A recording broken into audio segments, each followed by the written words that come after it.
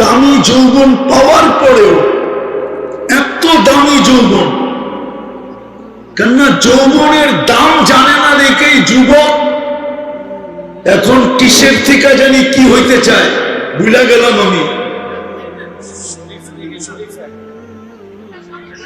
ও যৌবনের দাম জানে না যে যৌবনের দাম কত। ও মনে করছে যৌবন কলিকাতা হারবালে পাওয়া যায়, ঠিক না? না মডার্ন হারবালে পাওয়া যায়, না আমেরিকান হারবালে পাওয়া যায়। আমি তো 6 বছর পর্যন্ত খুঁজলাম আমেরিকান হারবালে, আজ পর্যন্ত তো পেলাম না। কিন্তু আমি তো টানা 6 বছর না,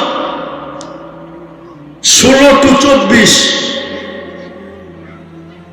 প্রথম গেছি আমি 16-তে 2000, ওই থেকে আজ পর্যন্ত তো খুঁজতেই আছি আমেরিকান হারবালে যে যৌবন পাওয়া যায় কিনা। জিজ্ঞাসা করলে ওরাও মুস্কি হাসি দেয়, আর একটা কয় আই এম সরি। তুই আসছ, আমি তো দুঃখিত। আজকে যুবক যৌবনের দাম জানে না, এই জন্যই ওই শরীর থেকে শরীফা হতে চায়। ও যদি যৌবনের দাম জানতো যে যৌবনের দাম কি, নারী নারীত্বের দাম জানে না, পুরুষ পুরুষত্বের দাম জানে না, আমার সমাজ জানে না। অথচ শোনো যুবক, তোমার এক যুবকের যৌবন একদিকে রাখো, সমগ্র জগতের সম্পদ আরেক দিকে রাখো, তোমার যৌবনের দাম বেশি।